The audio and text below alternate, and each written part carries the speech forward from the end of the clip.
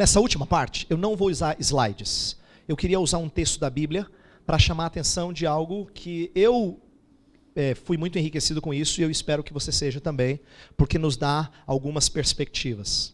À medida que eu falo de redenção, nós poderíamos ir para vários textos que são bons. Por exemplo, textos do Novo Testamento, como Colossenses 3, Efésios 6, falam da relação de trabalhador com o seu senhor e o senhor com o seu empregado e assim por diante. Tem muitas lições preciosas. Nós poderíamos pegar algumas outras lições presentes em outras passagens também, em histórias contadas por Jesus sobre trabalhadores. Mas eu queria focar nessa história do Antigo Testamento, que é uma história novelesca, mas que a gente consegue tirar poucas lições preciosas. E eu acho que é uma lição preciosa sobre trabalho com uma perspectiva bíblica aqui, tá? Então vamos usar a história de Esther como um exemplo, não a única proposta, mas um exemplo do que seria trabalhar à luz da redenção, ou com essa visão de criação, queda e redenção na sua mente, tá? Então vamos gastar os primeiros minutos descrevendo o início dessa história para ela fazer sentido. Então atenção para alguns comentários gerais de Esther. Esther é uma história que se passa no finalzinho do Antigo Testamento, durante o reinado persa. O rei, chamado de Assuero, é identificado com Xerxes na história grega, contada por alguns historiadores gregos, e ele é um homem de muito poder e que se mostra muitíssimo arbitrário no seu poder. Por quê? Porque no primeiro capítulo, no início da história, ele está fazendo festa. Eu gosto de festa, tem muita festa em Esther. Daqui a pouco vocês vão entender. Muita festa, muito banquete. E aí, está fazendo festa, e nesse banquete, ele bebeu demais, e ele resolve mostrar a beleza da sua rainha Vasti para os homens lá presentes. Ela entende que não é um contexto prudente para estar lá, e ela se recusa. Ele fica irado, porque acabou de desobedecer uma ordem do grande e poderoso Assuero, o grande rei. Então ele resolve demovê-la da posição de rainha, assim, no ato, porque não poderia fazer isso com o nome dele. Mas aí no início do capítulo 2, os seus conselheiros começam a dizer assim: Assuero, não é bom você ficar sem rainha. A gente faz o seguinte, vamos fazer um vestibular? Vamos chamar as moças do reino, e a gente faz o cursinho, porque eles ficaram 12 meses se preparando. Faz o cursinho, aí elas são alimentadas, bem tratadas, perfumadas, a gente cuida delas, e depois você escolhe. Quem passar em primeiro lugar ganha a vaga. Vamos fazer isso? E ele topa. Começa a ver a reunião das mulheres, e uma das escolhidas é a personagem principal, personagem dessa história, que é Esther, cuidada pelo seu primo, provavelmente mais velho, que a assume como filha, porque ela é órfã, ela não tem pais. Então ela já vive uma vida sofrida, e é importante que eu destaque isso. Esther é uma moça de uma vida sofrida, ela vive no cativeiro, ela não vive na sua própria terra, ela não tem pais, foi criada pelo seu primo, e de repente ela é laçada para participar desse vestibular. E nessa situação, existem alguns perigos que podem acontecer. Ela pode ser desprezada e ficar para sempre lá no reino, como escrava, como uma espécie de concubina, que o rei poderia fazer o que quiser com ela, né?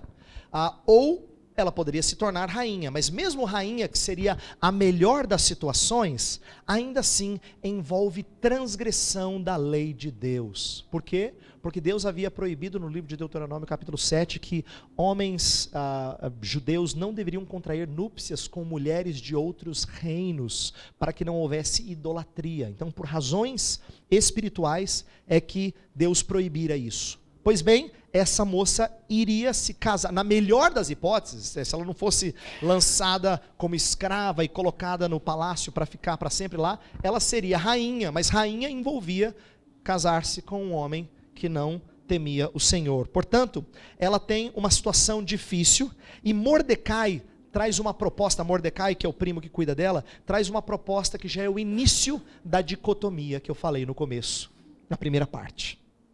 A dicotomia em Esther aparece no capítulo 2, versículo 10. Olha só. Lá diz assim: Esther não havia declarado o seu povo, nem a sua linhagem, pois Mordecai lhe ordenara que não o declarasse. Mordecai diz para ela assim: olha, não fale quem você é, de que povo você vem. O texto não explicita o porquê, mas a gente deduz que provavelmente, se ela falasse, ela não teria chances de ser bem tratada. Ela talvez tivesse alguns problemas. Agora, por que é importante eu destacar isso? Porque isso vai contrário a qualquer a situação de Daniel e dos seus amigos. Lembra que Daniel, Ananias, Misael e Azarias não só se posicionam, mas se colocam contra a dieta do rei, porque ela feriria a dieta judaica. Esther, no capítulo 2, não só não fala quem ela é, mas ela participa de banquetes regularmente, banquetes pagãos. O que eu quero chamar a sua atenção, que nem sempre é destacado, é que a Esther do começo do livro não é uma moça pura, perfeita, sem pecado, exemplar. Ela é uma mulher que ia participar de um vestibular um pouco sujo. Como é que você acha que o rei escolhia a mulher que lhe agradava? Ela é uma moça que estava sendo preparada para entrar num casamento que era contrário à lei de Deus. Ela estava sendo treinada a esconder a sua identidade e, portanto, participar de coisas que não eram lícitas, como, por exemplo, os banquetes pagãos que não seguiam as regras judaicas. O que isso mostra? Dicotomia. Esther continua judia, mas lá ela se porta como outra pessoa. O início de Esther é o típico exemplo de uma dicotomia entre a sua identidade e aquilo que ela faz enquanto faz parte do reino. Bem, a gente conhece a história, sabe que ela é eleita rainha. Não só é eleita rainha, mas Mordecai começa a ganhar favor, porque ele descobre uma conspiração. E aí depois disso, você vê que Mordecai e Esther estão trabalhando juntos, Mordecai sempre preocupado, ia lá, sempre perto do palácio para saber como é que ela estava. Quer dizer, ele havia proposto para ela não revelar sua identidade. Aí você pergunta, mas espera aí, esse Mordecai aí parece que não está querendo o melhor para ela. Não, na cabeça dele, ele quer o melhor para ela. Ele quer que ela seja livre de maldades ou de desprezo e assim por diante. Ele faz como a maioria dos pais hoje em dia. A maioria dos chefes de família e algumas mulheres também que trabalham fora, normalmente trabalham e ralam, e quando alguém reclama do tipo, puxa, eu queria ver você mais em casa, fala assim, eu estou fazendo isso porque eu quero o melhor para a nossa família. Quando a gente fala assim, eu quero o melhor para a nossa família, normalmente nós estamos dizendo, eu quero ter dinheiro para poder colocar as crianças na escola boa, para a gente poder tirar as nossas férias, para a gente poder trocar de carro, ou fazer a reforma na casa, ou comprar esse imóvel. Agora, você imagina o que não tem dinheiro, coitado, não pode dar o melhor para a família. A visão bíblica é bem diferente do que um pai de família dá de melhor à família. Um pai de família, na Escritura Sagrada, é aquele que ensina os seus filhos o temor do Senhor. Mas a gente pensa de maneira tão dicotômica e tão mundana às vezes, que a gente fala assim, quero dar o melhor para minha família. E a gente pensa em boa educação, em conforto, mas a gente não pensa em temor do Senhor. E esse é de graça, hein? O melhor da família é de graça. Tanto o pobre quanto o rico podem dar. Mas o pai pensa de maneira dicotomizada, mundana. E Mordecai tinha pensado assim, ele queria o melhor para Esther.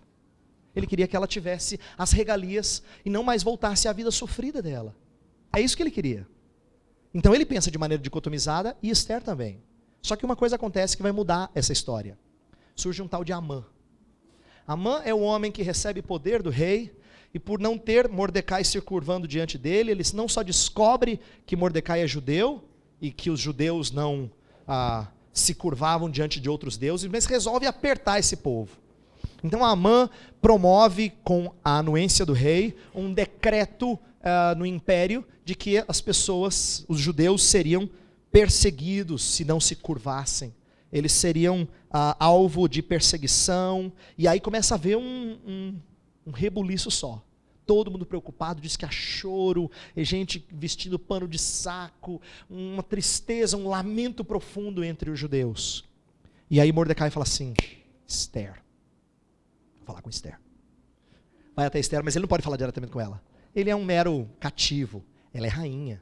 Então eles começam a fazer telefone sem fio. Né?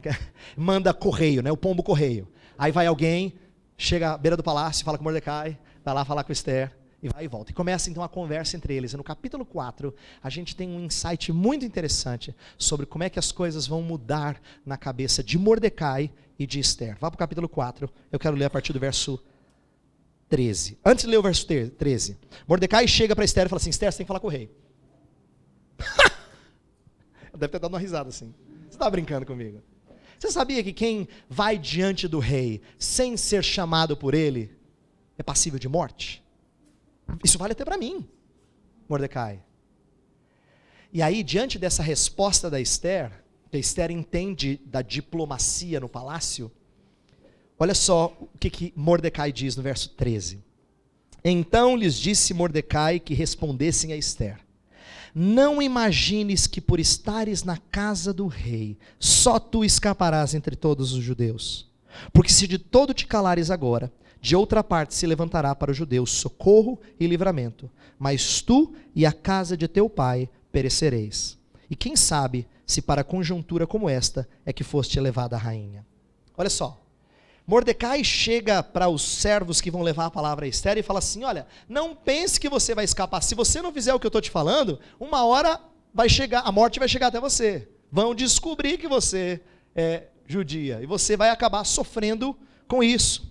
Mas tem mais que ele diz, que agora é interessante. No verso 14 ele fala assim: porque se de todo te calares agora, de outra parte se levantará para os judeus socorro e livramento, mas tu e a casa de teu pai perecereis. Então, olha só, Mordecai está dizendo que ela deve ir falar, mas ela acabou de dizer que se ela for, talvez ela morra, provavelmente ela morra. Mas o que Mordecai está dizendo é que se você não for, você vai morrer também. Então imagina você ter duas opções, em que uma você provavelmente vai morrer, e na outra certamente você vai morrer. Olha que beleza. Mas é isso que acontece. Ele está argumentando com ela e dizendo: olha, na primeira talvez você morra, na segunda você vai morrer. Mas Mordecai expressa uma coisa aqui muito curiosa. Eu não sei se você sabe, você já deve ter ouvido isso. Esther é um livro que algumas pessoas no passado tiveram dificuldades com a biblicidade dele, porque ele não tem o nome Deus mencionado em nenhum lugar da história. No entanto, Mordecai aqui expressa uma expectativa do Deus que trabalha. Ele fala assim: se você não fizer, virá livramento de outra parte. Olha a expectativa de Mordecai. Virá livramento de outra parte. O que ele está dizendo aqui é que ele tem esperança de que o Deus providente cuida do seu povo e não deixa o seu povo em extinção. Existe aqui um senso de redenção, de que Deus usa pessoas para remir o seu povo, para preservar o seu povo. A gente chama isso em teologia de graça comum, quando Deus usa ímpios para o bem-estar do povo de Deus. E isso aqui a gente vê na história de Esther, quando Mordecai entende que livramento vai vir de algum jeito. Se Esther não for o instrumento de Deus, outra pessoa o será. Mas aí a última frase do verso 14, eu acho importante, e é essa que eu quero destacar. E diz assim: e quem sabe se para conjuntura como esta é que foste levada a rainha? Mordecai está dizendo, em outras palavras, o seguinte: quem sabe não foi para isso que Deus colocou você? Ele está chamando ela à responsabilidade. Ou, para usar uma palavra que eu usei na segunda parte, ele está falando de vocação. Quem sabe não foi para essa conjuntura que foste levada a rainha? Ele está chamando ela à sua função de rainha. Presta atenção. A sua função de rainha. Existe elemento de graça aqui, porque não é ela que conquistou. Foste elevada a rainha. Percebe a linguagem de graça? Mas você foi colocada aí, você tem que cumprir a sua função como rainha. Como rainha, você tem que trabalhar para o bem-estar das pessoas debaixo do seu reino. Então, atente para isso. E mais do que isso, o que Mordecai está chamando ela é a lembrar da sua identidade judaica, que ela tinha escondido durante um tempo por sugestão dele. Ele percebe que agora não pode mais manter em sigilo. Ele percebe a necessidade de integrar quem você é com o que você faz. Fé e trabalho. Então, nessa hora, Esther é convocada, é vocacionada, por assim dizer, e a resposta dela está no versos 15 e 16. Então, disse Esther que respondessem a Mordecai: vai, ajunta todos os judeus que se acharem em Suzã, e jejuai por mim, e não comais. Nem bebais por 3 dias, nem de noite, nem de dia. Eu e as minhas servas também jejuaremos. Depois irei ter com o rei, ainda que é contra a lei. Se perecer, pereci. Olha só, eu falei para vocês que eu não estava desprezando quando a gente acopla atividades espirituais com o trabalho. Esther é uma mulher que sabe que para enfrentar um mundo cheio de pecado, em que a queda manchou tanta coisa, principalmente fazendo homens maus, déspotas, ela precisa que o Senhor opere tremendo livramento. Então ela pede que haja jejum e lamento, súplica ao Deus dos céus. E ela fala, eu também vou fazer. Nós vamos ficar sem comer, sem beber 3 dias. Depois eu vou na presença do rei. E aí, o final da história, ou melhor, a história daí em diante, que eu não vou contar, eu só vou ilustrar, é estranha aos seus olhos. Sabe por que é estranha aos seus olhos? Sabe o que Esther faz? Ela dá banquete o tempo todo. Você fala, peraí, pastor, achei que o senhor ia falar do tipo assim, ela se tornou missionária. Ela falou de Jesus para aquele homem mau. Não. Sabe o que ela fez? Ela fez o que era próprio de rainha. Ela fez banquetes para articular decisões políticas. Estranho, por mais estranho que pareça a você, Esther fez política. Você fala, não pastor, não frustra, a mensagem estava boa pastor. Você acabou com ela. Não. Eu quero que você entenda que esse é o ponto. O que foi o chamado dela? Agir em conformidade com a posição em que Deus a havia colocado.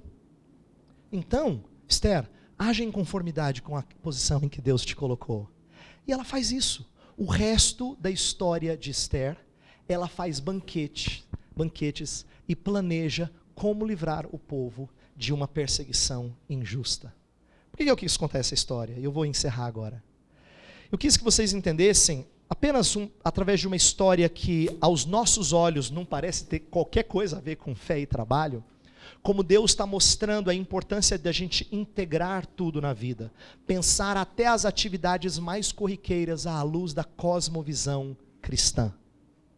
Criação, queda e redenção não são coisas desconectadas do nosso trabalho durante a semana. Esther vai se mostrar ciente do Deus que criou o povo, o Deus que deixou que esse povo fosse para o cativeiro, queda, mas o Deus que quer remir esse povo, redenção. E ela vai agir dentro da sua posição, em conformidade com isso.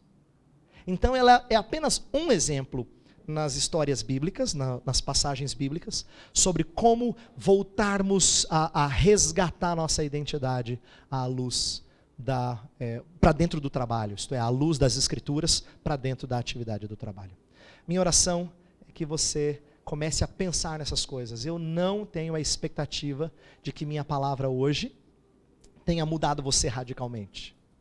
Eu tento ser bastante modesto em esperar apenas que você tenha entendido. Agora eu vou aguardar para o suco de maracujá baixar. E se você começar a pensar nessas coisas, isso vai acontecer.